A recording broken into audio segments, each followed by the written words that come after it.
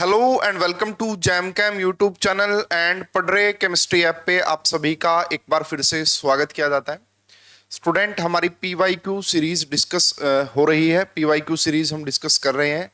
अभी तक 28 वीडियोस हम कंप्लीट कर चुके हैं, जिसमें complete inorganic chemistry, organic chemistry में स्टीरियो केमिस्ट्री एंड एरोमेटिसिटी का हम डिस्कशन कर चुके हैं। ये organic chemistry point of view से वीडियो नंबर 4 होगी। पहली दो क्लासेस में हमने स्टीरियो केमिस्ट्री को डिस्कशन किया था। क्लास नंबर जो थर्ड हुई थी ऑर्गेनिक की, उसमें हमने लास्ट क्लास में एरोमेटिसिटी के बारे में डिस्कशन किया था। अब ये हमारी क्लास नंबर 4 है ऑर्गेनिक केमिस्ट्री में, that is GOC, general organic chemistry. इसमें जो आपका एसिडिक स्ट्रेंथ के क्वेश्चन होते हैं वो डिस्कस करेंगे। एसिडिक स्ट्रेंथ, बेसिक स्ट्रेंथ, है ना, stability of intermediates and different types of electronic effect, inductive, mesomeric, hyper conjugation, सबके बारे में डिस्कशन किया जाएगा। ये हमारी वीडियो नंबर 29 है। अगर अभी तक आपने पहली 28 वीडियोस नहीं देखी है तो देख लीजिएगा, आपको काफी ज्यादा हेल्प मिलेगी।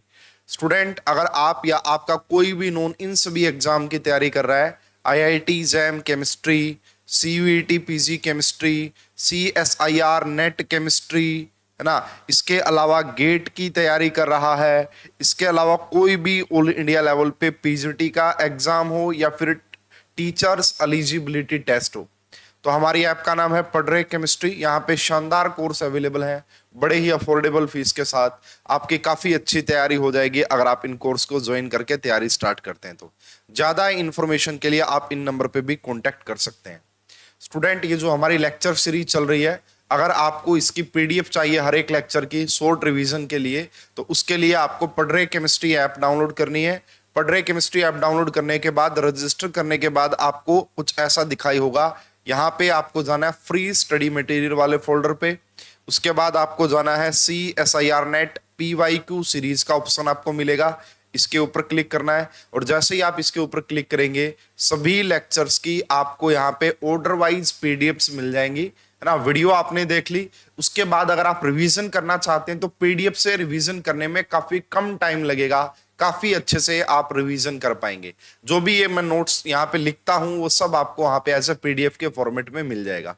अगर आपको डेमो लेक्चर्स भी चेक करने हैं तो आपको पढ़रे केमिस्ट्री ऐप पे आप कोर्सेज में जा सकते हैं और यहाँ पे कोई भी कोर्स ओपन करेंगे, व्यू डेमो पे क्लिक करेंगे, उसके बाद वहां पे बहुत सारे फोल्डर दिखाई देंगे और एक फोल्डर यानी कि डेमो वाला फोल्डर आप क्लिक करेंगे तो वहां पे आपको वीडियो डेमो लेक्चर मिल जाएंगे। आप देख सकते हैं कंप्लीट स्टीरियो केमिस्ट्री आपको पढ़ने को मिल जाएगा, एप ब्लॉक एलिमेंट्स आपको पढ़ने को मिल जाएगा free of cost as a demo के तौर पे। स्टूडेंट, हम शुरुआत करते हैं क्वेश्चंस की। जीओसी, जनरल ऑर्गेनिक केमिस्ट्री का जो सबसे पहला क्वेश्चन है, जो कि दिसंबर 2023 में 2 मार्क्स का क्वेश्चन पूछा गया था। This is related to decarboxylation.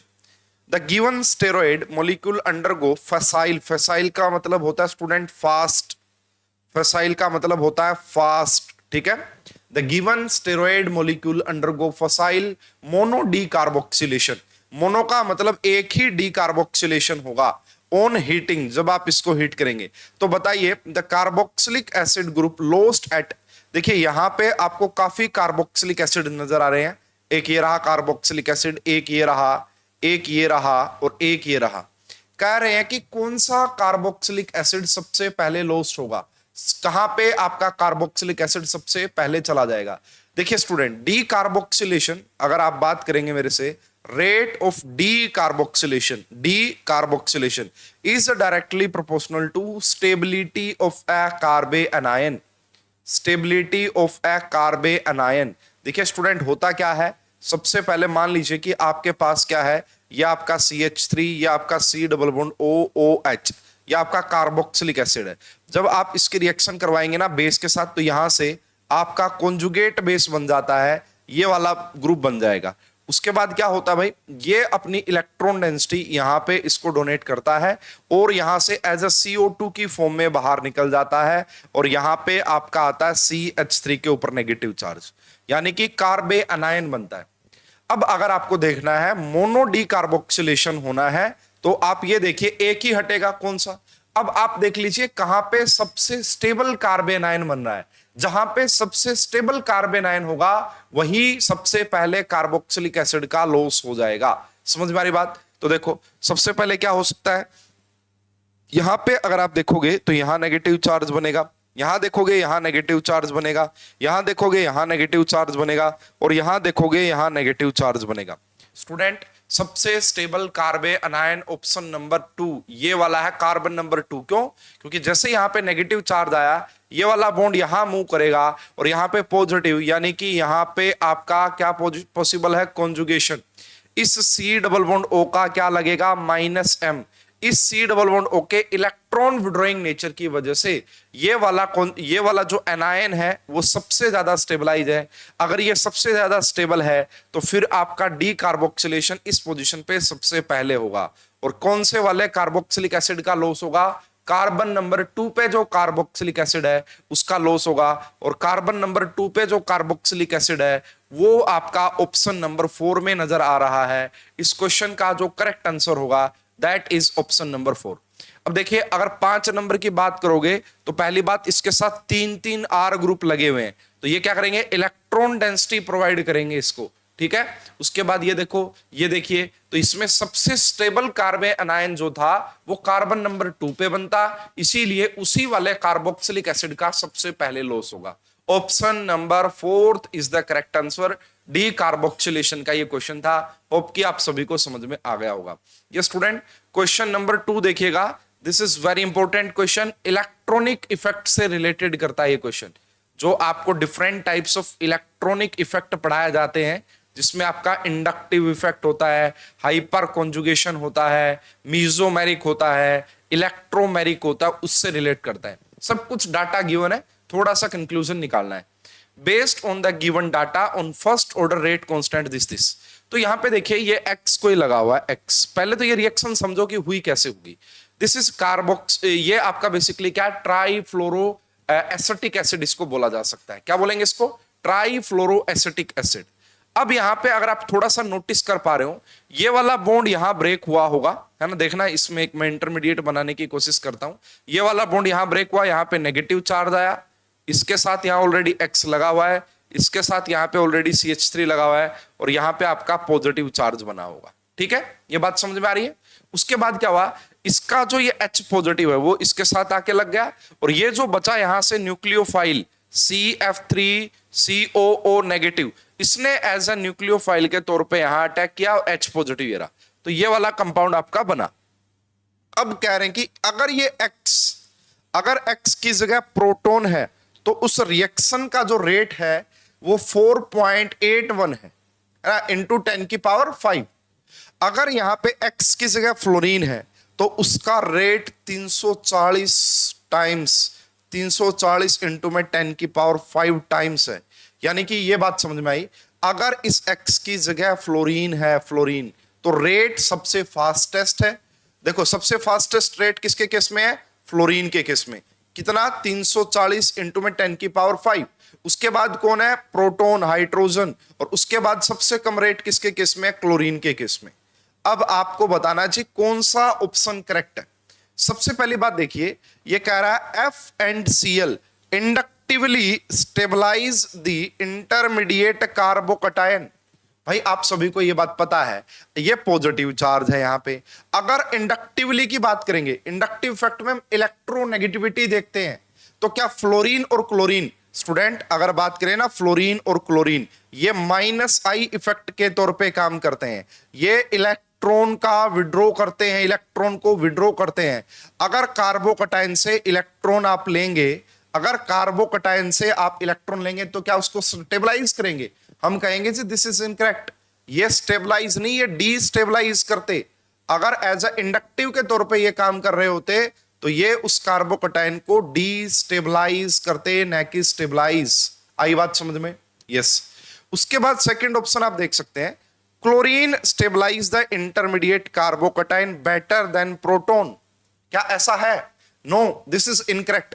अगर क्लोरीन ज्यादा स्टेबलाइज करता ना कार्बोकटायन को तो उसका रेट ज्यादा होता, लेकिन यहां तो रेट कम है क्लोरीन का, इसलिए प्रोटॉन जो हाइड्रोजन है वो ज्यादा स्टेबलाइज करता है किसको, इंटरमीडिएट कार्बोकटाइन को, एज कंपेयर टू क्लोरीन। कहां से पता लगा? इस डाटा से पता लग रहा है, इस डाटा से। This is also incorrect. Chlorine stabilize the intermediate. क्या क्लोरीन ज्यादा? अरे भाई क्लोरीन के अंदर रेट लीस्ट है, इसका मतलब यहां पे ये इस कार्बोकटाइन को डिस्टेबलाइज कर रहा है। और फर्स्ट ऑर्डर रिएक्शन है, इसका मतलब क्या है कि जो रेट है वो डिपेंड कर रहा है इसकी कार्बोकटाइन की स्टेबिलिटी के ऊपर। SN1 टाइप की रिएक्शन है स्टूडेंट ये। क्या ये? SN1 टाइप की रिएक्शन है। तो हमारे पास सिर्फ और सिर्फ आंसर बच गया option number 4, F, fluorine stabilize the intermediate carbocation better than proton hydrogen. ये बात बिल्कुल सही है। आपको यहां पे देखने से ही पता लग रहा है कि फ्लोरीन का जो रेट है वो सबसे ज्यादा है। अब फ्लोरीन का रेट सबसे ज्यादा क्यों हुआ होगा? क्योंकि इसने कार्बोकटाइन को सबसे ज्यादा स्टेबलाइज किया होगा। अब आप कहोगे जी फ्लोरीन कैसे स्टेबलाइज कर सकता है? भाई ये देखिए, अगर मैं बात करूं यहां पे मेरे पास CH2 पॉजिटिव है, यानी कि इसके पास क्या है? इसके पास वैकेंट p ऑर्बिटल है। और ये जो फ्लोरीन है इसके भी 2p में लोन पेयर ऑफ इलेक्ट्रॉन होता है। तो ये क्या कर सकता है? ये बैक बॉन्डिंग कर सकता है। किस टाइप की? 2p टाइप की बैक बॉन्डिंग पॉसिबल है, ये डोनेशन पॉसिबल है। ठीक है, हमें ये पता है कि जो फ्लोरीन है वो एज अ -I के तौर पे काम करता है, but fluorine as a +M के तौर पे भी काम कर सकता है, क्योंकि इसके पास लोन पेयर ऑफ इलेक्ट्रॉन है। और इसी डाटा से ये पता लग रहा है कि F के केस में रेट सबसे ज्यादा होने के पीछे रीजन किस चीज का है? कि फ्लोरीन का +M डोमिनेटिंग है। और यही बात ऑप्शन नंबर डी में लिखी हुई है, अगर आप ध्यान से देखेंगे, fluorine stabilize the intermediate carbocation better than hydrogen. इसलिए स्टूडेंट इस क्वेश्चन का करेक्ट आंसर आना था ऑप्शन नंबर 4। इसलिए इस क्वेश्चन का करेक्ट आंसर आना था ऑप्शन नंबर 4। होप कि आप सभी को काफी अच्छे से समझ में आ गया होगा। जून 2023 में 2 मार्क्स का क्वेश्चन आपसे पूछा गया था। Question number 3 is very simple. आपसे ये आपको ना कीटो इनोल टोटोमेरिज्म पढ़ाया जाता है स्टीरियो केमिस्ट्री में। दिस इज कीटो फॉर्म, ये आपका कीटो फॉर्म होती है और ये आपका इनोल फॉर्म होती है। At normal condition, at normally keto form is more stable, है ना। ऐसा आपको पढ़ाया जाता है कि कीटो की परसेंटेज ज्यादा होती है इनोल की परसेंटेज से। इसके और कुछ केसेस ऐसे होते हैं जहां पे इनोल का कंटेंट ज्यादा होता है, इनोल की परसेंट ज्यादा होती है। कहां पे? अगर इनोल बनने के बाद इंट्रामोलिकुलर हाइड्रोजन बॉन्डिंग आ जाए, इनोल बनने के बाद एरोमेटाइजेशन आ जाए, इनोल बनने के बाद एक्सटेंडेड कॉन्जुगेशन आ जाए, तो वहां पे इनोल की परसेंटेज ज्यादा होती है कीटो से। बट यूजुअली अगर आप देखेंगे कीटो की परसेंटेज ज्यादा होती है इनोल से। ऐसा क्यों है? इस क्वेश्चन से समझ में आती है ये पूरी बात। अभी सभी का बॉन्ड डिसोसिएशन एनर्जी का डाटा गिवन है, बताओ कि कौन ज्यादा स्टेबल है। स्टूडेंट ये हमें पता कि ये नॉर्मल कंडीशन है, ए ही ज्यादा स्टेबल होगा। फिर भी मैं आपको यहाँ पे बना के दिखा देता हूं। देखिए ये CH3 है, ये CH3 है। क्या यहाँ पे 3 प्रोटॉन रहे होंगे, है ना। ये रहा C, 3 CH यहां रहे होंगे और 3 CH आपका यहां रहे होंगे। ये बात समझ में आई? तो एक CH बॉन्ड को ब्रेक करने के लिए जो एनर्जी रिलीज होती है ब्रेक होने पे, वो -420। तो 420 है, इसकी मल्टीप्लाई कर दो 6 से, है ना, 6 से, तो कितना आएगा यहाँ पे भाई? 0, 12 और ये 2520। कितना आ गया? 2520। उसके बाद 2 कार्बन कार्बन के सिंगल बॉन्ड दिखाई दे रहे हैं, और सिंगल बॉन्ड के लिए अगर आप डबल करेंगे तो ये माइनस में 720 आ जाएगा। उसके बाद देखिए यहाँ पे क्या आपको C डबल बॉन्ड O नजर आ रहा है? यस, 760 पे आपको C डबल बॉन्ड O की एनर्जी रिलीज हो रही है। तो ऐड कर दीजिए, ये 0 आ गया, 14, ये भी आपका 4000, यानी कि इसके अंदर टोटल -4000 ना किलो जूल पर मोल की एनर्जी आपका क्या होगी? यहां पे हमें रिक्वायर्ड होगी, है ना, रिक्वायर्ड होगी इन सभी बॉन्ड को ब्रेक करने के लिए, या फिर रिलीज होगी, जो भी आप देख सकते हैं। यहाँ पे बॉन्ड डिसोसिएशन एनर्जी लिख रखा है, डाटा नेगेटिव में दिया, इसका मतलब यहाँ पे वो रिलीज हो रही होगी। अब इसमें ऐसे ही करके देखिए, यहाँ पे देखो, अब है ना, एक CH बॉन्ड ये रहा, एक CH बॉन्ड ये रहा और 3 ये रहे। अब यहाँ पे 5 CH रह गए, तो 420 की मल्टीप्लाई कीजिए 5 से, तो ये आ जाएगा 2100। कितना आएगा? -2100 आ गया भाई 5 CH का। उसके बाद देखो एक सिंगल बॉन्ड है कार्बन कार्बन का, तो 360 आ गया। एक डबल बॉन्ड है कार्बन कार्बन का, 630 आ गया। उसके बाद एक कार्बन और ऑक्सीजन का बॉन्ड है, कार्बन और ऑक्सीजन का, 380 इसका आ गया। उसके बाद एक OH का है, 460 इसका आ गया। अगर आप देखेंगे स्टूडेंट ये 0 14, ये आपका 14 और 3 ये आएगा आपका 23, कितना आएगा 23, ठीक है। तो 4 10 17, तो ये आ गया 19 और ये रहा, तो कितनी 1939, कितने का डिफरेंस है। देखिए स्टूडेंट जब कीटो फॉर्म होती है ना तो यहाँ पे -4000 किलो जूल पर मोल की एनर्जी रिलीज होती है और यहाँ पे 3930 की, यानी कि यहाँ पे ज्यादा रिलीज होती है, जहां पे एनर्जी ज्यादा रिलीज होगी वो ज्यादा स्टेबलाइज होता है, इसीलिए ए ज्यादा स्टेबल होगा बी से 70 किलो जूल पर मोल की एनर्जी से। क्यों? क्योंकि ये 4000 है और ये आपका 3930 है, इनका जो डिफरेंस है वो 70 किलो जूल पर मोल का है। ए इज द करेक्ट आंसर। क्या आएगा student? A is the correct answer. Question number 4 को देखिएगा, इसका आपको आईयूपीएससी नेम बताना है। Very simple question. पहले तो ईजेड नोमेनक्लेचर देख लीजिए स्टूडेंट। वैसे मैंने आपको काफी अच्छे से ईजेड नोमेनक्लेचर का आइडिया स्टीरियोकेमिस्ट्री में दिया हुआ है, अगेन यहाँ पे बता देता हूं। देखिए यहाँ पे कार्बन लगा हुआ है, साथ में क्लोरीन, इसको जाएगी first priority, highest atomic number है क्लोरीन का, इसको सेकंड प्रायोरिटी, इसको फर्स्ट प्रायोरिटी, इसको सेकंड प्रायोरिटी। जब भी फर्स्ट प्रायोरिटी सेकंड प्रायोरिटी के सामने आए तो जेड नोमेनक्लेचर आता है। क्या आता है? जेड।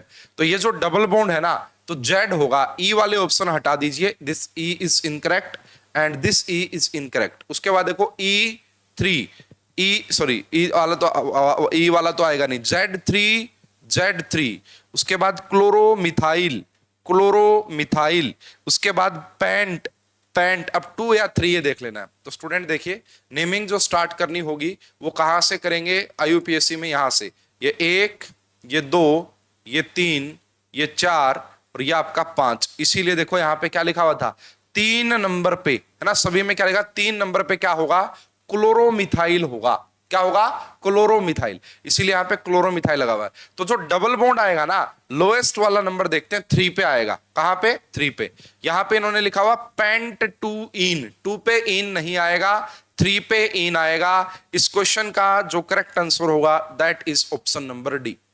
इस क्वेश्चन का जो करेक्ट आंसर होगा that is option number D. Hope कि आप सभी को समझ में आ गया होगा। जून 2022 यानी कि नवंबर 2022 में जो पेपर हुआ था उसका ये क्वेश्चन था आईयूपीएससी नोमेनक्लेचर से रिलेटेड। क्वेश्चन नंबर 5 को देखिएगा स्टूडेंट, इसको फ्री रेडिकल इंटरमीडिएट से लिंक किया जाता है। इसको फ्री रेडिकल इंटरमीडिएट से लिंक किया जाता है। The correct match of bond dissociation energies of the CH bond in this column. तो स्टूडेंट ये देखिए, ये वाला जो कार्बन है ना वो sp हाइब्रिडाइज है, ये वाला जो कार्बन है वो sp3 हाइब्रिडाइज है, ये वाला जो कार्बन है वो sp2 हाइब्रिडाइज है और ये वाला जो कार्बन है वो अगेन sp3 हाइब्रिडाइज है। तो हमें ये पता है अगर यहाँ पे ये sp हाइब्रिडाइजेशन है तो इसके अंदर मोर परसेंट, यहाँ पे क्या है, मोर s करेक्टर, s परसेंटेज यहाँ पे ज्यादा है। अगर s परसेंटेज ज्यादा होगी तो ये जो CH बॉन्ड है ना ये ज्यादा स्ट्रॉन्ग रहा होगा, ये जो CH बॉन्ड है ये ज्यादा स्ट्रॉन्ग रहा होगा। इसको ब्रेक करने के लिए ज्यादा एनर्जी देनी पड़ेगी। इसका मतलब D का जो रिलेशन बनेगा वो ऑप्शन नंबर 3 से बनेगा। 132 किलो कैलोरी पर मोल सबसे ज्यादा एनर्जी अगर किसी CH बॉन्ड को ब्रेक करने के लिए चाहिए होगी तो वो इसको, क्योंकि यहाँ पे ज्यादा परसेंटेज एस करेक्टर है, जितना ज्यादा परसेंटेज एस करेक्टर होता है उतनी ज्यादा ही ना बॉन्ड स्ट्रेंथ होगी CH बॉन्ड की। बॉन्ड स्ट्रेंथ क्या होगी? उतनी ही ज्यादा होगी CH बॉन्ड की। अब देखो दिस इज sp2 हाइब्रिडाइज और ये दोनों sp3 है, तो ये तो sp2 हाइब्रिडाइज है। अगर ये sp2 हाइब्रिडाइज है तो फिर दूसरे नंबर पे इस बॉन्ड को ब्रेक करने के लिए, क्योंकि ज्यादा sp के बाद यहां पे परसेंटेज करेक्टर ज्यादा है, यानी कि B का आएगा फर्स्ट। B का क्या आएगा? फर्स्ट। तो ये देखो D का 3 कहां पे आ रहा है? कितने ऑप्शन ऐसे जहां पे D का 3? स्टूडेंट सिर्फ एक ऑप्शन ऐसा है जहां पे D का 3 दिया हुआ है, दिस इज D3, सिर्फ एक ऑप्शन है। और उसके बाद मैंने आपको बताया कि B का फर्स्ट आएगा, तो B का फर्स्ट भी यहां पे ही आ रहा है। इसका मतलब इस क्वेश्चन का करेक्ट आंसर होगा ऑप्शन नंबर 4। इस क्वेश्चन का करेक्ट आंसर होगा ऑप्शन नंबर 4। उसके बाद देखो A का आएगा 4th, A का आएगा 4th, सबसे कम यहां पे चाहिएगी। एंड उसके बाद यहां पे आपका C का, सॉरी, सबसे कम चाहिएगी हमें C में। ये वाला बॉन्ड जो है ब्रेक करने के लिए सबसे कम अमाउंट ऑफ एनर्जी। इसके पीछे क्या रीजन है भाई इन दोनों के पीछे? स्टूडेंट यहां पे देखिए, यहां पे एंगल कम है अंदर की तरफ। अगर अंदर की तरफ एंगल कम है तो अंदर की तरफ परसेंटेज एस करेक्टर कम है, तो बाहर की तरफ परसेंटेज एस करेक्टर ज्यादा है। अगर बाहर की तरफ परसेंटेज एस करेक्टर ज्यादा है तो अगेन ये वाला जो बॉन्ड होगा ना, ए में जो सी एच बॉन्ड है वो ज्यादा स्ट्रॉन्ग होगा एज कंपेयर टू सी में जो सी एच बॉन्ड है। इसलिए सी के अंदर जो C H bond dissociation energy होगी वो सबसे कम होगी, यानी कि 71.1 किलो कैलोरी पर मोल होगी सी के अंदर, यानी कि सी का 2 आएगा। तो स्टूडेंट इस क्वेश्चन का जो करेक्ट आंसर आना था that is option number 4, that is option number 4। तो ये हमारा क्वेश्चन नंबर 5 था। ओके, आप सभी को समझ में आ गया होगा। क्वेश्चन नंबर 6 ध्यान से देखिएगा भाई, आपसे यहां पे पूछा गया है पी के ए वैल्यू। मैं आपको बार बार ये बात बता चुका हूं कि acidic strength is inversely proportional to p K a value. तो अगर आप एसिडिक स्ट्रेंथ को निकालेंगे तो फिर पी के ए वैल्यू उसके अपोजिट हो जाएगी। यहां से देखिए, अगर आप यहां से प्रोटॉन निकालते हैं ये कॉन्जुगेट बेस बनेगा, यहां पे ये वाला कॉन्जुगेट बेस बनेगा और यहां पे ये वाला कॉन्जुगेट बेस बनेगा। पहले हम ए और बी का कंपैरिजन कर लेते हैं। स्टूडेंट देखो, यहां पे क्या है, यहां पे आर ग्रुप लगा हुआ है, तो जब ये यहां डोनेट करेगा और ये यहां जाएगा, इसको रोकने वाला कोई नहीं है इस कॉन्जुगेशन को।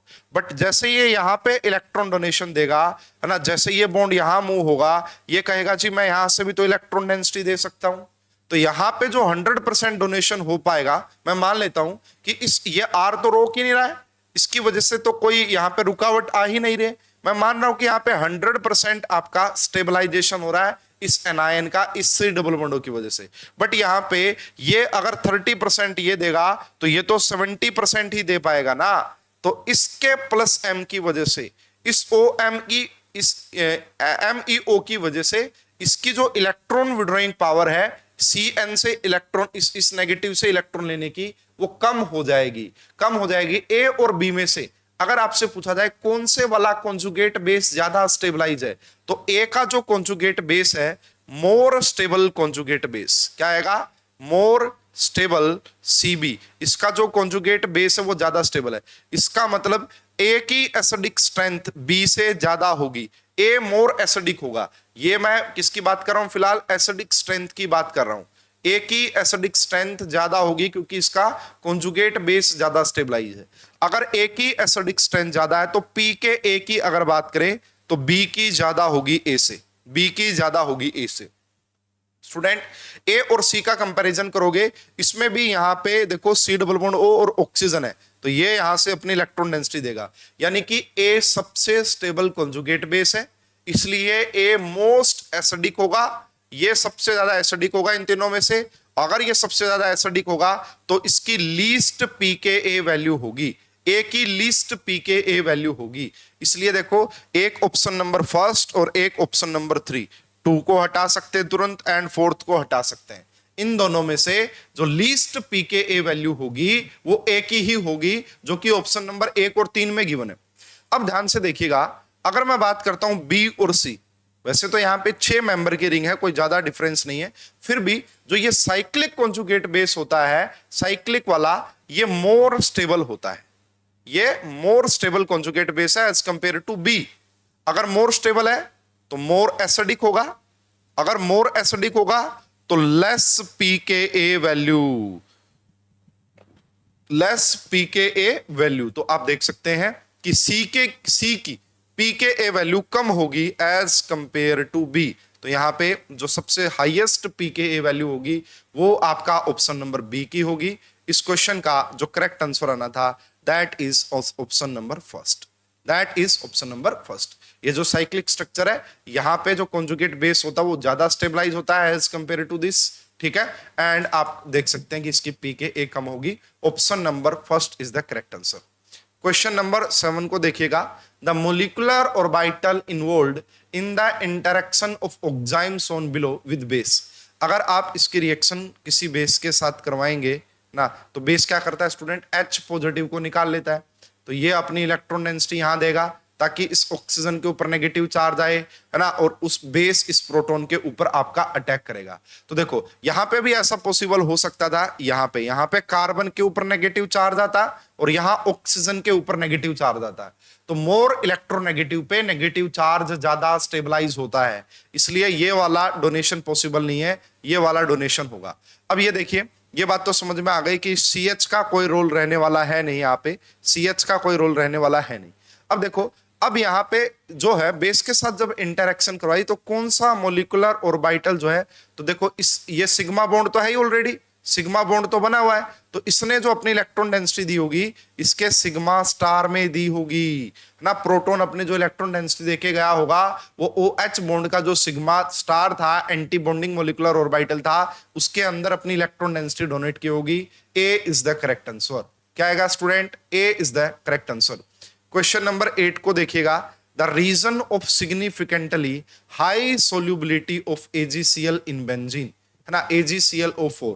देखो एक आपके पास अल्केन है ना, AgClO4 है, Ag पॉजिटिव एंड आपका ClO4 नेगेटिव। ये कह रहा भाई इसकी बेंजीन में जो सोल्यूबिलिटी है ना वो ज्यादा होती है और जो अल्केन होते हैं उनमें इसकी जो सोल्यूबिलिटी है वो कम होती है ना। ऐसा क्यों है? Alkane solvents are non polar. ये बात बिल्कुल सही है कि जो अल्केन का जो सोलवेंट होता है वो नॉन पोलर होता है, ये बात पक्का ही सही है। लेकिन बेंजीन जो है, बेंजीन वो भी तो नॉन पोलर होता है, तो यहां पे पोलैरिटी वाला कोई रीजन नहीं है, ये नहीं है। कह रहा एप्रोटिक सोलवेंट है, नहीं जी ऐसा भी कुछ नहीं है। क्या ये बन जाएगा? क्या ऐसा भी नहीं बनता है। इसके पीछे जो रीजन दिया जाता है that is option number D. जो बेंजीन, देखिए जो अल्केन्स होते हैं वो आपका हार्ड बेस की कैटेगरी में आते हैं, हार्ड बेस की कैटेगरी में आते हैं, एंड जो आपका बेंजीन होता है वो आपका सॉफ्ट बेस की कैटेगरी में आता है। और हम सभी को पता है जो Ag पॉजिटिव होता है ये आपका बेसिकली सॉफ्ट एसिड की कैटेगरी में आता है, तो सॉफ्ट एसिड सॉफ्ट बेस के साथ जुड़ना पसंद करता है, इसीलिए Ag की सोल्यूबिलिटी ज्यादा होगी बेंजीन के अंदर। तो benzene act as a soft base, इस रीजन की वजह से आप देखेंगे AgClO4 नेगेटिव की सोल्यूबिलिटी ज्यादा होती है बेंजीन के अंदर। Option number D is the correct answer. Question number 9 को ध्यान से देखिएगा, IUPAC नेम आपको बताना है स्टूडेंट। इसके लिए यूज किया जाता है सबसे पहले alphabetical order, this is ethyl and this is propyl. तो E और P में से पहले कौन आता है? E और P में से पहले कौन आता है? प्रोपाइल इथाइल आता है E। तो यहां पे देखो 1 के ऊपर प्रोपाइल आए, this is not correct. Alphabetical order में देखना होता है, नेमिंग यहां से स्टार्ट करेंगे, this is 1, this is 2, this is 3, this is 4, this is 5, this is 6 and this is 7। ठीक है, उसके बाद देखो सबसे पहले क्या आएगा, यहां पे बोल रहा है कि 2 पे इथाइल और यहां पे 3 पे इथाइल। मैं आपको ऑलरेडी बता चुका हूं कि इथाइल आपका 2 नंबर पे आएगा। देखो ई पहले लिखा है हमने ई, ठीक है, उसके बाद क्या लिखा M अल्फाबेटिकल ऑर्डर में, तो 4 पे 2 डाइमिथाइल आ गए, 1 पे आपका प्रोपाइल आ गया क्योंकि M पहले आता है अल्फाबेटिकल ऑर्डर में P से। ठीक है, उसके बाद साइक्लोहेप्ट 1 ईन, है ना। तो इस क्वेश्चन का जो करेक्ट आंसर आना था that is option number B. तो IUPAC नोमेनक्लेचर की बात करें, B is the correct answer, B is the correct answer. Question number 10 भाई, इसको मैं कहूंगा अगर आपको कम समझ में आए ना, याद रख लेना, इंपॉर्टेंट क्वेश्चन है, आपके एग्जाम में फिर से रिपीट किया जा सकता है। डी कार्बोक्सिलेशन का क्वेश्चन है, अच्छा क्वेश्चन है, आजकल ऐसे क्वेश्चन काफी ट्रेंडिंग में है। The flowing carboxylic acid undergo D carboxylation upon heating. तो स्टूडेंट हमारा तो तरीका वही होता सोचने का कि भाई देखो कि यहां पे आपका पहले नेगेटिव चार्ज, यहां पे कॉन्जुगेट बेस देख लो, यहां पे कॉन्जुगेट बेस देख लो, बट स्टूडेंट अब ऐसा नहीं है, यहां पे सीधा कॉन्जुगेट बेस, अब कुछ बेस वगैरह के बारे में तो बोला ही नहीं है। यहाँ पे क्या है, अब देखो यहाँ पे अगर मैं A और B का कंपैरिजन करूं कि कहां पे डी कार्बोक्सिलेशन फास्ट होगा, तो ध्यान से देखिएगा भाई, रीजन क्या दिया जाता है इसके पीछे, ये डबल बॉन्ड, ये डबल बॉन्ड, ये डबल बॉन्ड। अब हमें ये पता है स्टूडेंट, ये आपका कार्बोक्सिलिक एसिड, ये आपका ऑक्सीजन और ये आपका यहाँ पे प्रोटॉन। हमें ये पता है कि इसके ऊपर आपका पार्शियल नेगेटिव चार्ज होता है, पार्शियल नेगेटिव चार्ज, इसके ऊपर आपका पार्शियल पॉजिटिव चार्ज होता है, और इनके बीच में आपको क्या देखने को मिलेगी, intramolecular hydrogen bonding, intramolecular H bonding. ये या ये वाली जो इंट्रामोलिकुलर हाइड्रोजन बॉन्डिंग है ना, ये क्या करेगी, इस प्रोटॉन को अपनी तरफ खींचेगी, तो इसके ऊपर क्या आ जाएगा, O नेगेटिव। तो यहां पे ये देखिए, इसके पीछे कॉन्जुगेट बेस बनाने के पीछे जो रीजन निकल के आता है यहां पे, वो ये नाइट्रोजन की और हाइड्रोजन की इंट्रामोलिकुलर हाइड्रोजन बॉन्डिंग। तो ये आपका C double bond O and आपका O के ऊपर नेगेटिव चार्ज। अब देखो, जब इसने इसके ऊपर अपनी इलेक्ट्रॉन डेंसिटी डोनेट की होगी, तो इसके ऊपर कैसा चार्ज आ गया होगा, पॉजिटिव चार्ज। अब आप इसको ऐसे समझ सकते हैं कि ये वाला यहां अटैक करेगा और ये वाला अपनी इलेक्ट्रॉन डेंसिटी यहां पे देके एंड यहां पे कॉन्जुगेट बेस बनेगा। तो स्टूडेंट ए और बी में से डी कार्बोक्सिलेशन को जो फेवर करता है ज्यादा, जो डी कार्बोक्सिलेशन, इस ए में ऐसा कुछ नहीं है जो इस रिएक्शन इस डी कार्बोक्सिलेशन के प्रोसेस को स्टार्ट करे। तो ए में ऐसा कुछ नहीं है। ए और बी के कंपैरिजन में बी का रेट ज्यादा होगा डी कार्बोक्सिलेशन का। तो बी का रेट यहां पे भी ज्यादा है, बी का रेट यहां पे भी ज्यादा है, इसलिए इन दोनों ऑप्शन को आप तुरंत हटा दीजिए। अब बात आती है सी की। तो स्टूडेंट सी में भी ये देखा जाता है कि यहां पे भी अगेन थोड़ी सी जो लिंकेज पॉइंट ऑफ व्यू से चीजें सोचनी पड़ेगी कि भाई ये अपनी इलेक्ट्रॉन डेंसिटी यहां डोनेट करेगा और ये वाला जो नेगेटिव चार्ज है इस प्रोटॉन के ऊपर अटैक करेगा, है ना। ये वाला जो नेगेटिव चार्ज है, अगर मैं आपको थोड़ा सा और बताऊं कि कैसे ये फेवर करता है इन चीजों को, तो अगेन आप देख सकते हैं स्टूडेंट, इसमें ये देखिए, यहां पे मैं सिर्फ यही बना लेता हूं भाई, जो है ना अपने को काम का है, जो ये रहा यहां पे, ये रहा ये प्रोटॉन एंड यहाँ पे आपका C double bond O and आपका O एंड यहाँ पे आपका H, ठीक है। तो ये क्या करेगा, ये अपना लोन पेयर यहाँ डोनेट करता है, ये वाला डबल बॉन्ड इसके ऊपर अटैक करता है। तो जैसे ही आप देखेंगे इसके बाद इसकी जो रेजोनेटिंग स्ट्रक्चर अगर आप बना के दिखाएंगे, तो कुछ ऐसी रेजोनेटिंग स्ट्रक्चर यहाँ पे रहने वाली है कि ये आपका डबल बॉन्ड आ गया यहाँ पे, इसके ऊपर आपका पॉजिटिव चार्ज, इसी के ऊपर आपका C double bond O negative आ गया और यहीं पे आपका H आ गया, ठीक है। अब क्या होगा भाई, हमें पता कि ये अपनी इलेक्ट्रॉन डेंसिटी यहां डोनेट करेगा, ठीक है, ये वाली अपनी इलेक्ट्रॉन डेंसिटी यहां डोनेट करेगा और ये वाला वापस से यहीं पे आ जाएगा। तो इसके पीछे भी रीजन यही दिया जाता है कि ये डी कार्बोक्सिलेशन को और भी ज्यादा फेवर करता है, और भी ज्यादा फेवर करता है। तो बी के कंपैरिजन में डी कार्बोक्सिलेशन सी का ज्यादा होगा, सी का ज्यादा होगा। तो इसका जो करेक्ट आंसर दिया गया था student, CBA is the correct answer. क्या दिया गया था, option number B is the correct answer, option number B is the correct answer. Student अगर आपको ये कंसेप्ट समझ में नहीं भी आया है तो कोई बात नहीं है, आप इस आंसर को याद रखिएगा, इस ट्रेंड को याद रखिएगा, हो सकता है कि फ्यूचर में आपको ये क्वेश्चन देखने को मिल जाए, इंपॉर्टेंट क्वेश्चन, ठीक है। क्वेश्चन नंबर 11 की बात करते हैं भाई, क्वेश्चन नंबर 11 की, the correct order of the basicity. नवंबर 2020 की सेकंड शिफ्ट में ये क्वेश्चन पूछा था। देखो स्टूडेंट, अगर यहां पे कोई प्रोटॉन आ जाए तो ये क्या करेगा, ये यहां से भी डोनेशन दे सकता है और ये यहां से भी डोनेशन दे सकता है।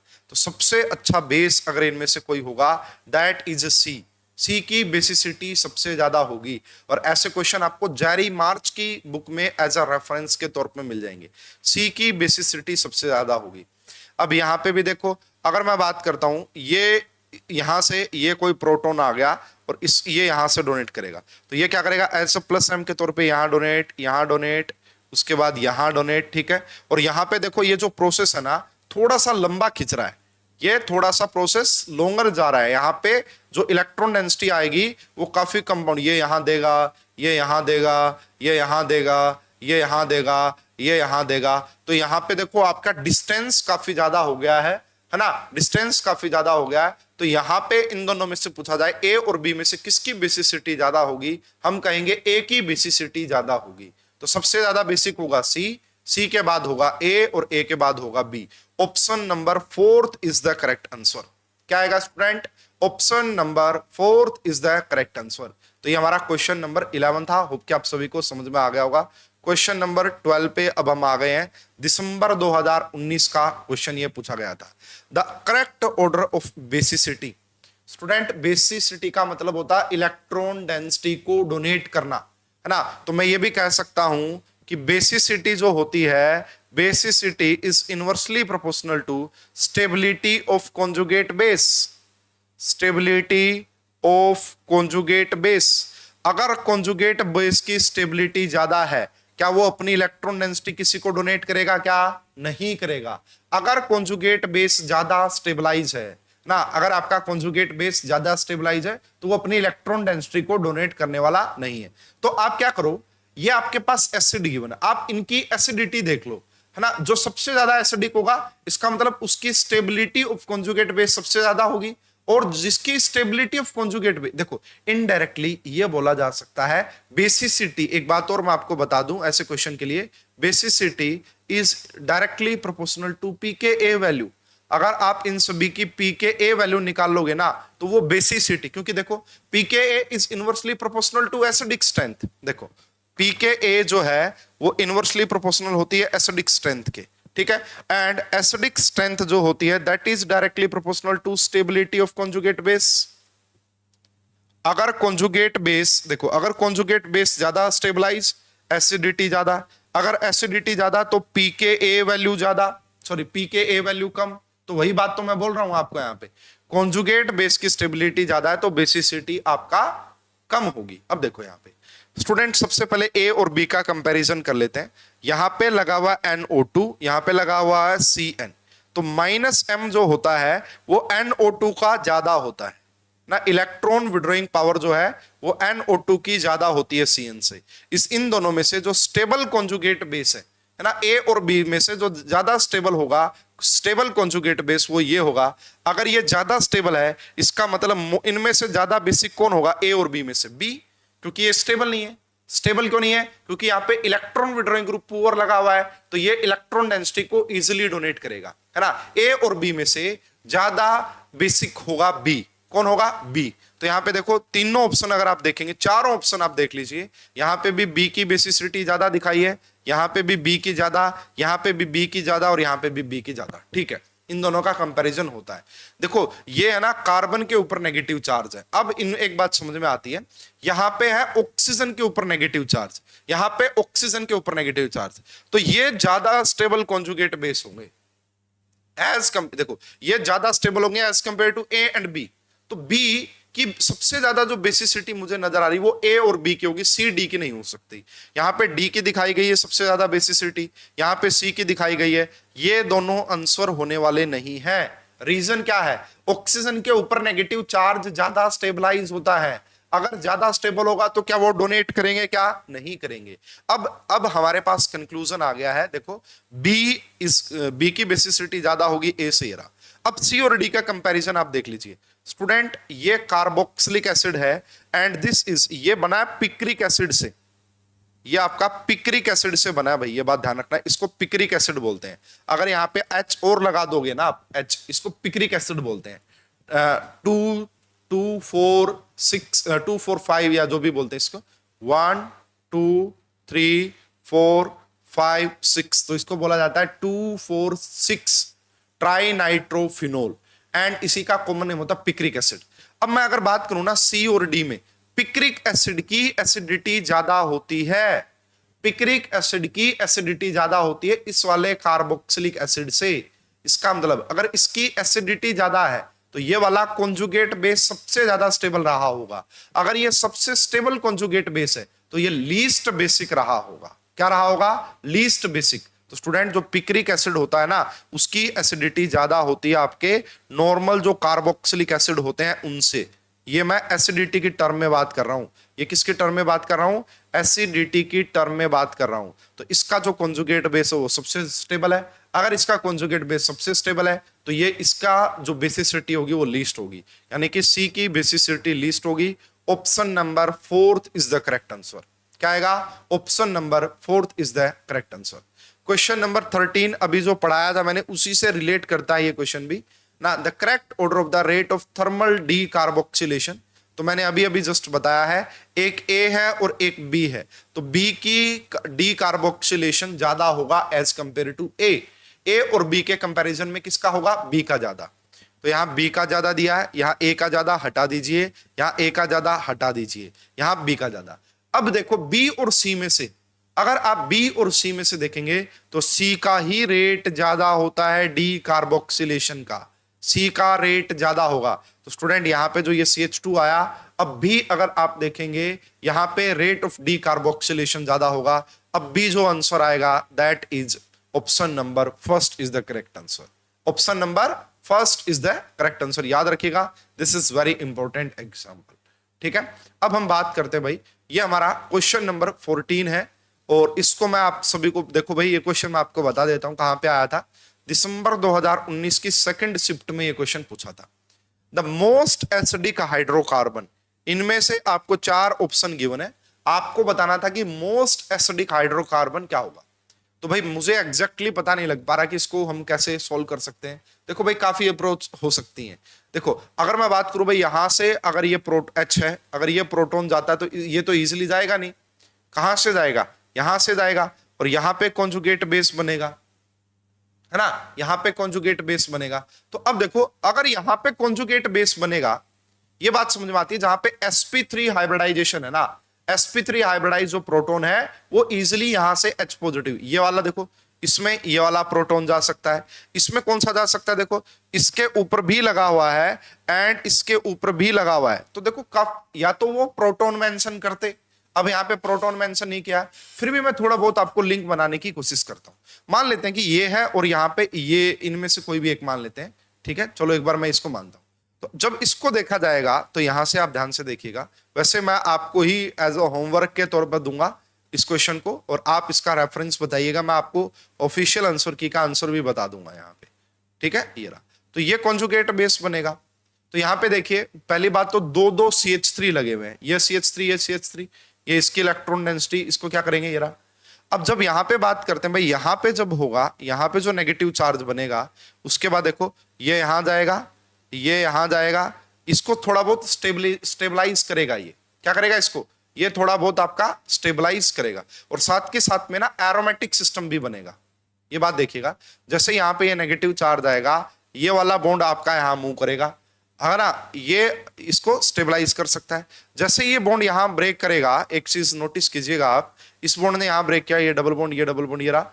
अब यहां पे आप एक चीज को नोटिस कर सकते हैं कि यहां आपका नेगेटिव था, इस बॉन्ड ने जैसे यहां ब्रेक किया, यहां पॉजिटिव, और यहां पे आ गया आपका डबल बॉन्ड, क्योंकि जैसे ये आया पॉजिटिव पॉजिटिव नेगेटिव के बीच में डबल बॉन्ड, और ये वाला सिस्टम क्या बन गया आपका, एरोमेटिक सिस्टम बन गया। इसलिए स्टूडेंट जो मोस्ट एसिडिक हाइड्रोजन होगा, मोस्ट एसिडिक हाइड्रोकार्बन होगा, that is option number 2, that is option number 2, option number 2 is the correct answer. तो इसमें थोड़ा सा एरोमेटिसिटी का ट्विस्ट यहां पे दिया गया है, थोड़ा बहुत यहां पे एरोमेटिसिटी का ट्विस्ट यहां पे दिया गया था, और किसी में एरोमेटिक नहीं बनेगा, ऑप्शन नंबर 2 में एरोमेटिक बनेगा। फिर भी अगर आपको इस क्वेश्चन का एज इट इज रेफरेंस पता है कि सर इस बुक में इसका रेफरेंस गिवन है, तो आप मुझे कमेंट बॉक्स में जरूर बताइएगा। बट इसका ऑफिशियल आंसर की में आंसर बी दिया गया था, और मुझे तो यही अप्रोच इसकी सही लगती है, इसी अप्रोच से सोच सकते हैं। बाकी किसी ऑप्शन में आप देखेंगे एरोमेटिक सिस्टम नहीं बन रहा है। ठीक है, फिर भी अगर आपको इस क्वेश्चन का रेफरेंस पता है तो आप मुझे बुक का नाम एंड पेज नंबर जरूर कमेंट बॉक्स में मेंशन कीजिएगा, ताकि इसको चेक किया जाए। क्वेश्चन नंबर 15 को देखिएगा, बेसिसिटी आपको बतानी है।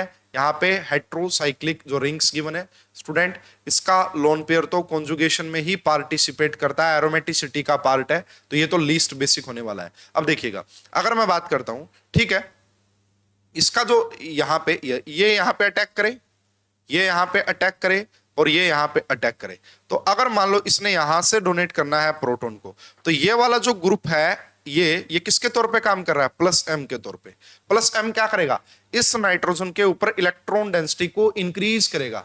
अगर यहां पे इलेक्ट्रॉन डेंसिटी इंक्रीज होगी तो इसकी बेसिसिटी भी इंक्रीज करेगी। पहली बात ये समझ में आती है, ए में ऐसे डोनेशन करने वाला कोई नहीं है, लेकिन बी में है ऐसा, ए लीस्ट बेसिक होगा, ए लीस्ट बेसिक, जो कि एक ही ऑप्शन में नजर आ रहा है, दैट इज ऑप्शन नंबर 3। इन दोनों में से देखिएगा, ठीक है, ये यहां देखना भाई, इसको कैसे सोल्व करेंगे, ये यहां डोनेट करेगा, और ये वाला डबल बॉन्ड यहां पे ब्रेक होगा, ये वाला डबल बॉन्ड यहां पे ब्रेक होगा। ठीक है, दूसरी बात, यहां पे आप ऐसा भी सोच सकते थे कि हाँ यही होगा भाई, इसमें यही पॉसिबिलिटी बनेगी कि ये यहां जाएगा और ये अपनी इलेक्ट्रॉन डेंसिटी को यहां डोनेट करेगा, और ये यहां से अपना डोनेशन पॉसिबल हो सकता है, ऐसे आपका डोनेशन पॉसिबल हो सकता है। ये आप इसी तरीके से इसको सोचेंगे, तो जो सी है उसकी बेसिसिटी सबसे ज्यादा होगी, फिर आपका बी आएगा। यहां पे देखो ये इसमें थोड़ा सा आप ये भी सोच सकते हैं कि इसका -m लगेगा, नाइट्रोजन का माइनस आई लगेगा, थोड़ी बहुत इलेक्ट्रॉन डेंसिटी को विड्रॉ करेगा इसके कंपैरिजन में, ये थोड़े से दूर लगे हैं। तो सी की बेसिसिटी सबसे ज्यादा, फिर बी और ए आपका लीस्ट बेसिक होगा क्योंकि वहां पे कोई भी +m नहीं लग रहा है। आपको बोला गया कि pKa वैल्यू का ऑर्डर बताना है। स्टूडेंट मैं आपको ये बात बता चुका हूं कि बेसिसिटी जो होती है, basicity is directly proportional to pKa value. अब आप सिंपली क्या देख लो, बेसिसिटी देख लो। यहां पे देखिए नाइट्रोजन के साथ 2 आइसोप्रोपाइल ग्रुप लगे हुए हैं, 2 आइसोप्रोपाइल ग्रुप। यहां पे पीएच लगा हुआ है, यहां पे 2 पीएच लगे हुए हैं। तो स्टूडेंट देखो ये नाइट्रोजन, अगर इसके ऊपर आप 2 आइसोप्रोपाइल ग्रुप लगाएंगे, है ना, यहाँ पे एक ये लगा हुआ है ग्रुप, कोई बात नहीं। तो ये क्या करेंगे भाई, इसको ना पहले बेस बना लो। बेस कैसे बनेगा, यहाँ पे ये बेस ऐसे बनेगा, ये बेस बन गया, यहां से हटा दो लोन पेयर, ये इसका बेस। ये कैसा बेस बनेगा, PHNH2, ये बेस बन गया। इसका जो बेस बनेगा PH2 एंड आपका NH, ठीक है, ये बेस बन गए। तो बेसिसिटी ये देखिए, ये क्या करेगा, इलेक्ट्रॉन को डोनेट करेगा, डोनेट करेगा तो इलेक्ट्रॉन डेंसिटी को बढ़ाएगा। अगर इलेक्ट्रॉन डेंसिटी बढ़ेगी तो बेसिसिटी बढ़ेगी। इसकी बेसिसिटी सबसे ज्यादा। यहां पे एक पीएच लगा हुआ है, इसके लोन पेयर को कॉन्जुगेशन में रखेगा। यहां पे 2 पीएच लगे हुए हैं तो ज्यादा कॉन्जुगेशन में रखेंगे, तो सबसे ज्यादा बेसिसिटी होगी आइसोप्रोपाइल की, फिर एक पीएच की, और फिर ये रहा। और बेसिसिटी के ही डायरेक्टली प्रोपोर्शनल होती है pKa वैल्यू, बेसिसिटी के ही डायरेक्टली प्रोपोर्शनल होती है pKa वैल्यू। इसका आंसर मतलब इस फॉर्मेट में करना आसान रहता है, इसका आंसर इस फॉर्मेट में करना आसान रहता है। सबसे पहले आप इनको बेस बना लो, बेसिसिटी देख लो, सबसे ज्यादा बेसिक ये होगा। अगर ये सबसे ज्यादा बेस है तो इसको बोला जाएगा कॉन्जुगेट एसिड, तो इसलिए इसकी pKa वैल्यू सबसे ज्यादा होगी। Option number 2 is the correct answer. Question number 17 को देखिएगा भाई ध्यान से। यहां पे बनेगा नेगेटिव चार्ज, यहां पे बनेगा नेगेटिव चार्ज एंड यहां पे बनेगा नेगेटिव चार्ज, ठीक है। यहां देखिए, यहां एंगल जो है, इसको अगर मैं θ1 बोलूं, यहां एंगल जो है आपका वो θ2 है। तो θ1 बड़ा होता भाई, θ1 आपका बड़ा होता θ2 से। अगर ये अंदर की तरफ एंगल कम है, यहां पे कम है अंदर की तरफ एंगल, तो यहां पे एंगल बाहर की तरफ ज्यादा होगा, परसेंटेज एस करेक्टर ज्यादा होगा, क्योंकि जो एंगल है theta is directly proportional to percentage S character, है ना। तो अगर अंदर की तरफ एंगल कम है तो बाहर की तरफ एंगल ज्यादा होगा, परसेंटेज एस करेक्टर ज्यादा होगा। अगर परसेंटेज एस करेक्टर ज्यादा होगा तो इलेक्ट्रोनेगेटिविटी ज्यादा होगी, और मोर इलेक्ट्रोनेगेटिव पे नेगेटिव चार्ज ज्यादा स्टेबलाइज होता है, मोर इलेक्ट्रोनेगेटिव पे नेगेटिव चार्ज ज्यादा स्टेबलाइज। तो ये वाला जो कॉन्जुगेट बेस होगा ना, वो सबसे स्टेबल है। तो अगर इसका कॉन्जुगेट बेस सबसे स्टेबल है तो इसकी एसिडिक स्ट्रेंथ भी सबसे ज्यादा होगी, बी की सबसे ज्यादा एसिडिक स्ट्रेंथ होगी, बी की, ठीक है जी। क्या आएगा आपका, बी की एसिडिक स्ट्रेंथ सबसे ज्यादा, ठीक है। इसलिए इस ऑप्शन को हटा दो। इसमें से इन दोनों में से मैंने आपको बताया कि ये वाला जो कॉन्जुगेट बेस है वो ज्यादा स्टेबलाइज होता है, इसलिए फिर इसकी एसिडिक स्ट्रेंथ होगी। Option number 3 is the correct answer. क्या आएगा, option number 3 is the correct answer. Question number 18 मैंने अभी जो पढ़ाया था आपको फैब 2022 में, same to same. This is sp hybridized carbon, this is sp3 hybridized carbon and this is sp2 hybridized carbon। इस बॉन्ड को ब्रेक करने के लिए सबसे ज्यादा एनर्जी देनी पड़ेगी। आपसे पूछा था बॉन्ड डिसोसिएशन एनर्जी का करेक्ट ऑर्डर, सी के केस में सबसे ज्यादा, फिर ए एंड फिर B. Option number 4 is the correct answer. क्या आएगा, option number 4 is the correct answer. Question number 19 को देखिएगा भाई, यहां पे जून 16 में पूछा था pKa वैल्यू आपको बतानी है। Student pKa value is inversely proportional to acidic strength, ये बात बार बार ध्यान रखिएगा। इस प्रोटॉन को हटाओ, यहां नेगेटिव चार्ज बनाओ, इस प्रोटॉन को हटाओ, यहां नेगेटिव चार्ज बनाओ, इस प्रोटॉन को हटाओ, यहां पे नेगेटिव चार्ज बनाओ। जैसे ही आपने ये किया, एक तो ये सिस्टम एरोमेटिक बन गया, एरोमेटिक बन गया, और साथ के साथ में 5 electron withdrawing group, 5 electron withdrawing group CN लगे हुए हैं। तो ये आपका सबसे स्टेबल कॉन्जुगेट बेस होगा, ये आपका सबसे स्टेबल कॉन्जुगेट बेस होगा। इसका मतलब ये आपका मोस्ट एसिडिक होगा। अगर ये मोस्ट एसिडिक होगा तो इसकी pKa वैल्यू लीस्ट पीके वैल्यू होगी, लीस्ट पीके वैल्यू। तो y की पीके वैल्यू लीस्ट होगी, ऐसा हमें एक ही ऑप्शन नजर आ रहा है, that is option number 3, that is option number 3। उसके बाद देखिए नाइट्रोजन के ऊपर नेगेटिव चार्ज ज्यादा स्टेबलाइज होता है ना। यहाँ पे भी एरोमेटिसिटी आएगी, नो डाउट यहाँ पे एरोमेटिसिटी आएगी, बट ये वाला ज्यादा एसिडिक स्ट्रेंथ शो करता है ना। एसिडिक स्ट्रेंथ का जो ऑर्डर है वो सबसे ज्यादा एसिडिक स्ट्रेंथ होगी y की, फिर होगी z की, फिर होगी x की, और z की एसिडिक स्ट्रेंथ सबसे कम। अगर z की एसिडिक स्ट्रेंथ सबसे कम तो इसकी पीके वैल्यू सबसे ज्यादा, लेकिन y मोस्ट एसिडिक है, लीस्ट पीके वैल्यू होगी, ऐसा हमें एक ऑप्शन क्लियरली दिख रहा है, दैट एक ही ऑप्शन है, तो वही हमारा आंसर होगा। Option number 3 is the correct answer, option number 3 is the correct answer. Question number 20 है भाई, बेस के साथ रिएक्शन करवाओगे तो H पॉजिटिव बाहर निकल जाएगा, नेगेटिव चार्ज बनेगा, यहां पे भी आपका नेगेटिव चार्ज बनेगा, ठीक है। तो ये सिस्टम बन गया 4 पाई इलेक्ट्रॉन एंटी एरोमेटिक। क्या बन गया? Anti aromatic. समझ में आई बात? और ये कैसा है? ये तो नॉन एरोमेटिक है, तो कौन ज्यादा स्टेबल होता है? Non aromatic is more stable as compare to anti aromatic. ये कह रहा है एक्स फास्टर रिएक्ट करेगा वाई से, बिल्कुल सही बात है, एक्स फास्टर रिएक्ट करेगा वाई से, क्योंकि ये ज्यादा स्टेबल है एज कंपेयर टू वाई।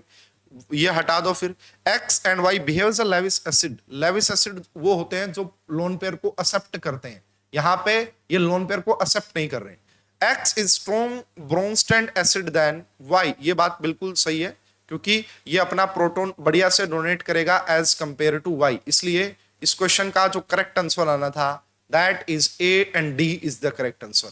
क्या आएगा? A and D is the correct answer. Question number 21 देखिएगा, जून 15 में पूछा था, हीट ऑफ हाइड्रोजनेशन का ऑर्डर आपको बताना है। स्टूडेंट, जो हीट ऑफ हाइड्रोजनेशन होती है that is inversely proportional to stability of alkene. क्या? Stability of alkene. अल्कीन जितना ज्यादा अनस्टेबल होगा उतनी ज्यादा ही हीट ऑफ हाइड्रोजनेशन निकलेगी, है ना, जब आप अल्कीन की रिएक्शन। तो सबसे अनस्टेबल अल्कीन जो है वो है ऑप्शन नंबर फर्स्ट, क्योंकि इसके पास अगर आप देखेंगे सिर्फ और सिर्फ इससे नेक्स्ट कार्बन अल्फा कार्बन, यहां पे 2 अल्फा हाइड्रोजन है, तो ये लीस्ट स्टेबल अल्कीन है, इसलिए यहां पे हीट ऑफ हाइड्रोजनेशन सबसे ज्यादा होगी फर्स्ट के अंदर। तो ये रहा फर्स्ट, ये रहा फर्स्ट, इस ऑप्शन को हटा दो, इस ऑप्शन को हटा दो। यहां पे जो अल्फा हाइड्रोजन है 3 3 3 9 अल्फा हाइड्रोजन है, इसके पास 3 और 2 5 अल्फा हाइड्रोजन है, इसके पास भी 5 अल्फा हाइड्रोजन है, बट ये ट्रांस है और ये सिस है, तो सिस की स्टेबिलिटी कम होती है ट्रांस से।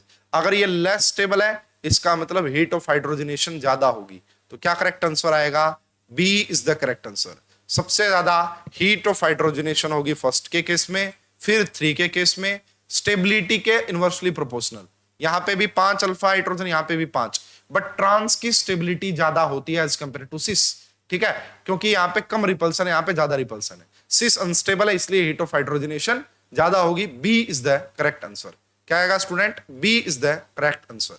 ये हमारा क्वेश्चन नंबर 22 है। अगेन यहाँ पे आपसे बेसिसिटी के बारे में कमेंट किया गया है। स्टूडेंट यहाँ देखो, अगर मैं बात करता हूं यहाँ पे, यहाँ ये डोनेट करेगा और ये देखो, पहली बात तो इन दोनों में से देखिएगा, ये sp3 हाइब्रिडाइज है, ये sp2, ये आपका sp, इसका लोन पेयर भी पार्टिसिपेट कर रहा है कॉन्जुगेशन में, ये सारे sp2 हैं, ये भी sp2, ये भी sp2, बट ये वाला जो है ना, इसको आप बोल सकते हैं कि this is like that sp3। तो ये अगर यहां आप इसको देखो, चलो आप ना इस वाले नाइट्रोजन को देख लो, ये जो नाइट्रोजन आपको दिख रहा है इसको आप देख लीजिए, यहां पे ये रहा, यहां पे ये रहा, यहां पे ये रहा और यहां पे ये रहा, इसका कंपैरिजन, यहां से बेसिसिटी का कंपैरिजन। इसको डोनेट करने वाला सिर्फ एक NH है, इसको भी डोनेट करने वाला सिर्फ एक NH है, लेकिन this lone pair is the part of aromaticity, लेकिन ये कोई एरोमेटिसिटी का पार्ट नहीं है, और इसको डोनेट करने वाले दो हैं, यहां से भी डोनेट करेगा और यहां से भी डोनेट करेगा। सबसे ज्यादा बेसिसिटी होगी 3 की बेसिसिटी सबसे ज्यादा, फिर 2 की, फिर 1 की, और 4th की बेसिसिटी सबसे कम होगी, क्योंकि यहां पे ये like that as a plus M के तौर पे काम कर तो रहा है, यहां पे तो कोई एज अ प्लस एम के तौर पे काम कर ही नहीं रहा। सबसे ज्यादा बेसिसिटी होगी 3 की, फिर होगी 2 की, फिर होगी 1 की, और सबसे कम होगी 4th की। क्वेश्चन नंबर 23 देखिएगा, अगेन पीके वैल्यू का ऑर्डर आपसे पूछा है, पीके वैल्यू। स्टूडेंट एसिडिक स्ट्रेंथ के इनवर्सली प्रोपोर्शनल होता है। यहाँ पे आपका नेगेटिव चार्ज आएगा, यहाँ पे आपका नेगेटिव चार्ज आएगा, यहाँ पे आपका नेगेटिव चार्ज आएगा। ये वाला जो नेगेटिव चार्ज है वो नाइट्रोजन पे है, ये कार्बन पे है, ये कार्बन पे है, ठीक है। अब आप ध्यान से देखिएगा इसको कि यहाँ पे नाइट्रोजन के ऊपर नेगेटिव चार्ज ज्यादा स्टेबलाइज होता है एज कम्पेयर टू कार्बन, और साथ के साथ में इसके साथ जो ये पूरा ग्रुप लगा हुआ है ना, पॉजिटिव चार्ज कार्बोकटाइन, ये किसके तौर पे काम करेगा? As a electron withdrawing group के तौर पे काम करेगा। नाइट्रोजन के ऊपर नेगेटिव चार्ज वैसे ही स्टेबलाइज होता है, फिर भी इसको और ज्यादा स्टेबलाइज करने के लिए एक ये CN लगा हुआ है और ये एक इलेक्ट्रॉन विड्रॉइंग ग्रुप लगा हुआ है। तो ये जो है ना, ये आपका मोस्ट स्टेबल कॉन्जुगेट बेस है। तो अगर most stable conjugate base, high acidic strength, तो लीस्ट pKa वैल्यू, तो यहां जो 2 है इसकी pKa वैल्यू सबसे कम होगी। तो यहां पे भी दिखाई दे रहा है और यहां पे भी दिखाई दे रहा है, pKa वैल्यू सबसे कम। अब इन दोनों का कंपैरिजन देखना, यहां sp3 वाले कार्बन है, यहां sp2 वाला है। हालांकि sp2 वाला जो होता है वो ज्यादा स्टेबलाइज होता है। यहां पे आपका देखो, यहां पे आपका ये वाला इलेक्ट्रॉन विड्रॉइंग लगा हुआ है, ये भी इलेक्ट्रॉन विड्रॉइंग लगा हुआ है, ये वाला कॉन्जुगेट बेस ज्यादा स्टेबलाइज होगा। अगर ये वाला कॉन्जुगेट बेस ज्यादा स्टेबलाइज होगा तो इसकी pKa वैल्यू सबसे लीस्ट जो एसिडिक स्ट्रेंथ शो करेगा वो आपका 3 शो करेगा, इसीलिए उसकी pKa वैल्यू सबसे ज्यादा होगी, इसलिए उसकी pKa वैल्यू सबसे ज्यादा होगी। भाई एक बार मैं इसको ना क्रॉस चेक जरूर करूंगा इसका आंसर कि क्या यही आएगा क्या ना, ऐसा ना हो कि फिर हमें बाद में इसको चेंज करवाना पड़े। मुझे थोड़ा बहुत लग रहा है, एक बार मैं क्रॉस चेक कर लेता हूँ बस, बाकी लग तो ये रहा कि ऐसा ही कुछ होगा, फिर भी एक बार हम क्रॉस चेक जरूर कर लेते हैं इस क्वेश्चन। तो ये हमारा क्वेश्चन था दिसंबर 14, यस दिसंबर 14। तो मैंने इसका आंसर आपको C बताया है। ये स्टूडेंट बिल्कुल सही है, यही इसका करेक्ट आंसर आएगा, यही इसका करेक्ट आंसर। तो जो अप्रोच बताई है वो बिल्कुल सही है। क्वेश्चन नंबर 24 देखिएगा, जून 14 का। बेसिसिटी की बात की जा रही है, तो आपको बता चुके हैं। देखो यहाँ पे बेसिसिटी, कॉन्जुगेट बेस सबसे ज्यादा स्टेबल, ये आपका -m के ऑर्थो पोजीशन पे और पैरा पोजीशन पे, -m -i दोनों, यहाँ पे सिर्फ -i और यहाँ पे -m -i दोनों। तो यहाँ पे सिर्फ आपका क्या लग रहा है? -i लग रहा है, इसलिए ये सबसे अच्छा बेस होगा ऑप्शन नंबर 2, क्योंकि ये लीस्ट स्टेबल कॉन्जुगेट बेस है, लीस्ट स्टेबल कॉन्जुगेट बेस है, ठीक है। तो ये रहा और ये रहा, बेसिसिटी पूछी आपसे तो सबसे ज्यादा बेसिक होगा। इन दोनों में से देखोगे ये इसकी जो ये वाला ज्यादा सबसे स्टेबल कॉन्जुगेट बेस इसमें यही होता है 1 वाला कॉन्जुगेट बेस, तो लीस्ट बेसिसिटी इसके लिए होगी। Option number A is the correct answer. क्यों? क्योंकि यहाँ पे -i ज्यादा होता है, इसलिए ज्यादा स्टेबल कॉन्जुगेट बेस होता है, तो लीस्ट बेसिसिटी इसकी रही होगी, A is the correct answer. Question number 25 को देखिएगा, एक्स और वाई के बारे में आपने कमेंट करना है जी, ये क्या कहानी है एक्स और वाई। तो क्या मैं इसको ऐसे लिख सकता हूं, ये PH, यहाँ पे CH2, और इसको मैं क्या लिख सकता हूं, ऐसा। अब अगर मैं इसकी रिएक्शन किसी बेस के साथ करवा देता हूं, तो यहाँ नेगेटिव चार्ज, ये वाला नेगेटिव यहाँ अटैक करे, ये वाला डबल बॉन्ड यहाँ जाए, तो यहां से देखिएगा क्या पॉसिबल है, PH, यहां से एक प्रोटॉन हट चुका है, ये डबल बॉन्ड ये रहा, और वो जो प्रोटॉन हटा था इसके नेगेटिव चार्ज के साथ यहाँ पे आ गया। कहने का मतलब है क्या एक्स और वाई क्या रेजोनेटिंग स्ट्रक्चर है? स्टूडेंट, कभी भी रेजोनेटिंग स्ट्रक्चर में बॉन्ड की मूवमेंट नहीं होती, एटम की मूवमेंट नहीं होती। यहां पे अगर 2 हाइड्रोजन है तो 2 ही हाइड्रोजन मिलते, एटम की मूवमेंट नहीं होती। ए आंसर तो नहीं आ सकता। क्या एक्स और वाई टोटोमर्स होंगे? यस, साफ साफ नजर आ रहा होंगे, तो बी तो पक्का आंसर होगा, इसलिए इसको भी हटा दो, बी यहां पे भी और बी यहां पे भी। Y is more acidic then X। देखो यहां पे कॉन्जुगेट बेस यहां पे बनेगा, और इसके पास जो प्रोटॉन है, एक तो यहां पे है प्रोटॉन और दूसरा यहां पे है, तो यहां पे भी हो सकता है और यहां पे भी स्टेबलाइज हो सकता है। तो इन दोनों में से कौन से वाला आपका कॉन्जुगेट अच्छा बेसिसिटी पूछिए, कौन सा ज्यादा बेसिक होगा? तो स्टूडेंट यहां पे जो ज्यादा बेसिक होगा ना, वो X की बेसिसिटी, एक मिनट रुकेगा, यहां तो 2-2 इलेक्ट्रॉन विड्रॉइंग ग्रुप लगे हुए हैं, हाँ यहां 2-2 इलेक्ट्रॉन विड्रॉइंग ग्रुप लगे हुए हैं, ये स्टेबल कॉन्जुगेट बेस है, और यहां इतना कुछ है नहीं, तो Y इज मोर बेसिक। क्या होगा? y की बेसिसिटी ज्यादा होगी x से, इसलिए इस क्वेश्चन का करेक्ट आंसर आएगा B and C is the correct answer, है ना। x ज्यादा बेसिसिटी नहीं होगी क्योंकि स्टेबल कॉन्जुगेट बेस है, यहां पे y की बेसिसिटी ज्यादा होगी। क्वेश्चन नंबर 26, एसिडिटी बतानी है student. This is very famous acid, इसको हम स्क्वायरिक एसिड बोलते हैं। स्क्वायरिक एसिड, इसकी एसिडिटी काफी ज्यादा हाई होती है, इसकी एसिडिटी काफी ज्यादा हाई होती है। यहाँ नेगेटिव चार्ज, इसमें जबरदस्त वाली रेजोनेटिंग स्ट्रक्चर्स आपको देखने को मिलती हैं। तो सी की एसिडिक स्ट्रेंथ सबसे ज्यादा, बस सी। उसके बाद इन दोनों में से कौन सा, यहाँ पे ये नेगेटिव चार्ज, यहाँ पे ये नेगेटिव चार्ज। जब ये यहां जाएगा तो ये बोलेगा चू मैं भी दूंगा, तो ये 100% डोनेशन दे नहीं पाएगा। इसका मतलब ये वाला कॉन्जुगेट बेस ज्यादा स्टेबलाइज, अगर ये वाला कॉन्जुगेट बेस ज्यादा स्टेबलाइज तो ए की एसिडिक स्ट्रेंथ ज्यादा होगी बी से। Option number C is the correct answer. तो ये हमारा question number 27 and last question है जीओसी जनरल ऑर्गेनिक केमिस्ट्री का। एसिडिटी के बारे में कमेंट करना है। यहां नेगेटिव चार्ज बनाओ, यहां नेगेटिव चार्ज बनाओ, यहां नेगेटिव चार्ज बनाओ। ये वाला सिस्टम भी एरोमेटिक बनेगा, ये वाला सिस्टम एंटी एरोमेटिक बनेगा, ये वाला सिस्टम भी एरोमेटिक बनेगा। अब इसके साथ देखिए यहां लगे हुए हैं 5-5 इलेक्ट्रॉन विड्रॉइंग ग्रुप, तो सबसे स्टेबल कॉन्जुगेट बेस होगा ए का, इसीलिए ए की एसिडिक स्ट्रेंथ सबसे ज्यादा, ए की एसिडिक स्ट्रेंथ। उसके बाद सी, क्योंकि एरोमेटिक तो है ना, ये तो लीस्ट स्टेबल है, अगर लीस्ट स्टेबल है तो लीस्ट एसिडिक होगा, इसलिए इस क्वेश्चन का करेक्ट आंसर आएगा ऑप्शन नंबर सी। इस क्वेश्चन का करेक्ट आंसर आएगा ऑप्शन नंबर सी।